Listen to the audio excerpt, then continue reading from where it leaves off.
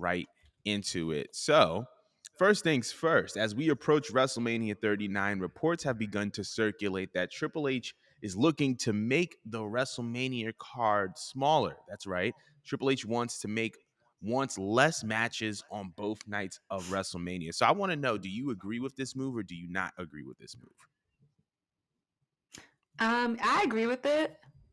Because there's many times I'm watching WrestleMania matches in recent time, and there's some matches that I just don't think about.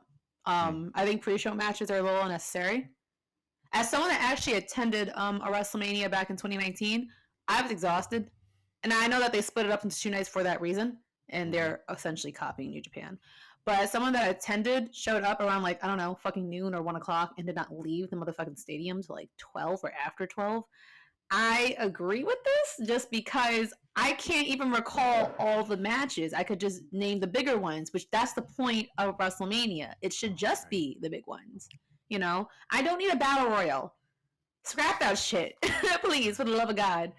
Um, all titles should be on the card if he's going to still cut it. Leave all the title matches. The only reason why I would schedule a match that isn't a title based match is that it has to be either juicy or there's a good stipulation that's attached to it, but the storyline has to be like juicy, like juicy. Like you want every single thing to matter. Mm, And it was effective back then. I can't remember right. when was the last time we had a short WrestleMania, but weren't WrestleManias like 3 hours long back then? 3 to 4, I would say. 3 to 4. Yeah, for a whole card. For a Right. whole card. I'm pretty sure when I watched back WrestleMania 21, the shit was like no longer than like 3 hours and some change, and yet it's one of the most like iconic WrestleManias that even got a whole video game out of it. You know, so yeah, sometimes less is I more. remember But what that. do you think? I remember when they had a Mm, WrestleMania 3021 video game. That's crazy.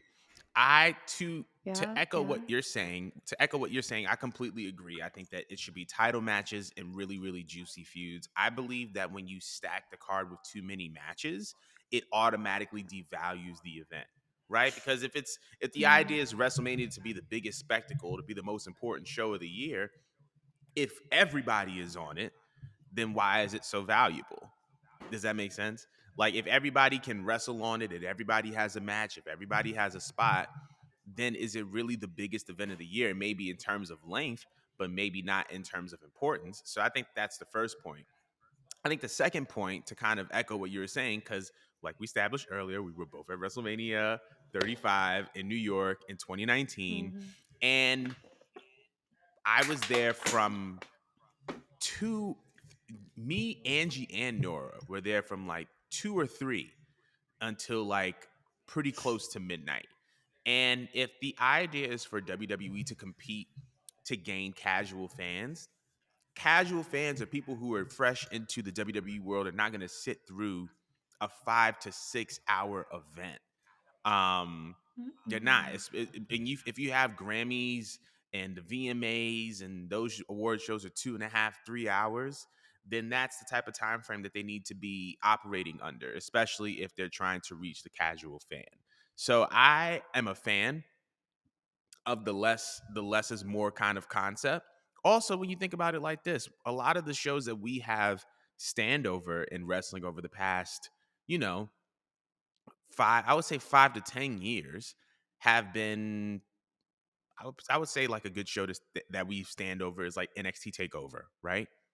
A lot of those times, 5, 6 matches on the card at best, but they were some of the best. Sometimes it was even like 4 or 5 matches, but that made every match more memorable. You know what I mean? And it made the experience that much more enjoyable, if that makes any sense whatsoever. But I agree. I think that Hunter I have a should go with this. question.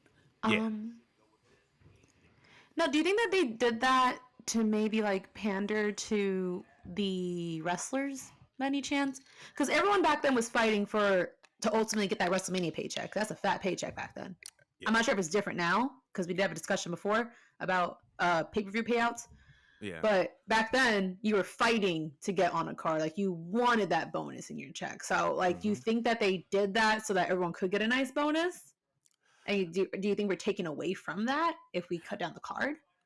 I think that uh I don't think that we're taking away. Well, you may take away from that because if you're cutting down the card, that means less people are competing. That means less people are going to be getting those bonuses if there are bonuses being distributed. Um, but I think it's one of those like look, listen, Hunter has always been one of those like, dog, if you want to get on this, you got to work for it. So I feel like he wants, Mhm. in addition to wanting to make a more compelling card that appeals to the casual fan, I feel like he also wants to tell wrestlers, yo, if you want to be on this card, you got to step up. Your performance has got to be up. Only the best of the best make it onto this card. So if you want to be on here, we're Mhm. not just gonna throw you on the card. We're not just gonna throw you in a battle royal, a multi-person tag match, just because we want to be inclusive and we want to give everybody a spotlight. Nah, this is the biggest show of the year. We want the That's best true. matches possible. So if you want to be on this card, do something compelling during the year that makes me say he has to be a part of Mania. What about you though? I'm eager to know That's your true. stance on this. I actually agree with that. Of course, I would love to see the talent happy and get paid because the show is normally booked so shitty that I feel like, well, at least the incentive is that they're getting all paid, you know? Right. So that's Right. one part of my brain.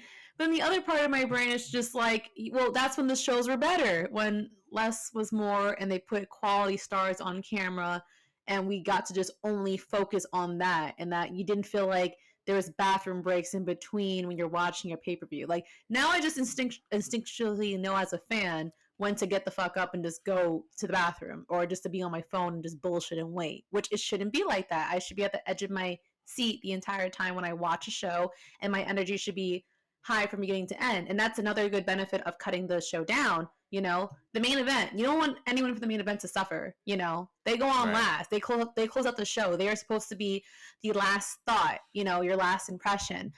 And it sucks that they'll have these long behind shows with a bunch of fillers and people are happy to be on the card. Yeah, but the match didn't really deserve to be on it because now the crowd is gassed and we're dead and we're tired. The same way I was fucking tired watching Revolution during the space with you guys. I got tired at some point. Right. Um, yeah, it sucks, but yeah, you should kind of bust your ass to earn that. But with Hunter in position, I feel like it's not going to be like with Vince, where you're just hand chosen just because you're hand chosen, you're just the it person. Like, I do feel like Hunter does value work ethic, and whoever is actually Mhm. working hard, but is also, yes, going to make good business because the fans are taking to them, he would give them a better push and, make them more deserving of the card. So when you do get on it, you feel like extra proud of yourself. Like, wow, like my Right. hard work actually paid off, and now I'm on the grandest stage of them all. It should feel like it, but I yeah. I agree with that. We want to know how you guys feel, so let us know in the comments. But we